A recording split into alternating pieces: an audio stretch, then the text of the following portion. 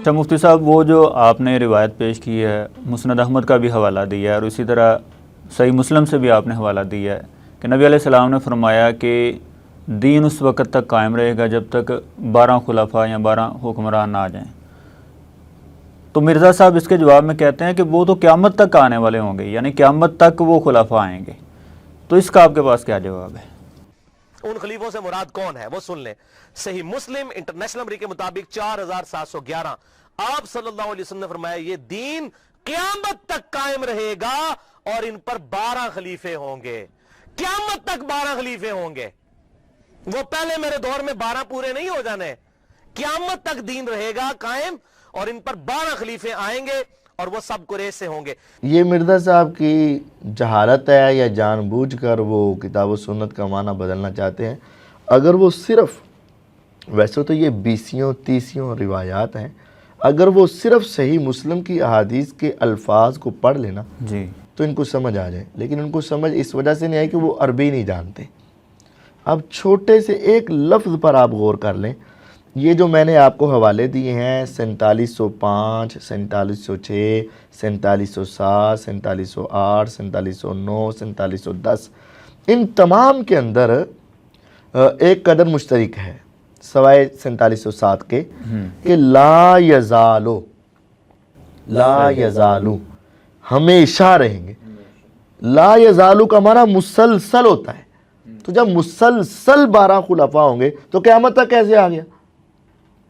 قیامت تک کیسے آ گیا؟ تو یہ تو وہ روایت کے اندر یہ الفاظ بھی آ رہے ہیں نا، قیامت کے بھی الفاظ آ رہے ہیں۔ ان الفاظ کو سمجھیں کہ لا یزالو امر الناس، یہ معاملہ ہمیشہ رہے گا، مسلسل یہ خلافت کا معاملہ ہمیشہ رہے گا۔ اور یہ ترجمہ تو اسلام 360 والے نے بھی کر دیا ہوا صحیح، آپ وہاں 4710 نمبر روایت دیکھیں۔ باقی جو آپ کہہ رہے ہیں کہ قیامت کے لفظ بھی موجود ہے، وہ یہ کہ دین غالب رہے گا قیامت تک صحیح، یا 12 خلفاء تک، یہ راوی کو شک ہے۔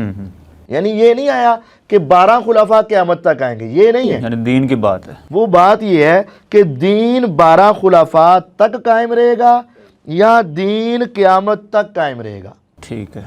اور وہ 12 خلفاء کیسے آئیں گے؟ وہ یہ نہیں کہ 12 خلفاء قیامت تک آئیں گے، یہ تو ہے ہی نہیں، یہ حدیث کا مفہوم بدلا جا رہا ہے۔ پھر سمجھے، ایک ہے دین کے بارے میں بات ہو رہی ہے، دین 12 خلفاء تک قائم رہے گا یا دین قیامت تک قائم رہے گا، یہ راوی کو شک ہے کہ لفظ کون سے تھے۔ اب مرزا نے اس کا ترجمہ کیا کر دیا کہ 12 خلفاء قیامت تک آئیں گے، یہ تو ویسے تحریف ہے۔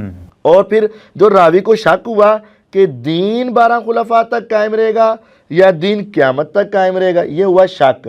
اس شک کی بھی وضاحت ان روایات میں ہو گئی کہ باقی تمام سندوں میں دین 12 خلفاء تک قائم کی بات ہے، تو لہذا وہ قیامت والی بات راوی کا وہم ہے اور وہ درست نہیں ہے۔ تو یہ بات صحیح مسلم میں، ابو داؤد میں، ترمذی میں، ابن ماجہ میں مختلف روایات میں موجود ہے۔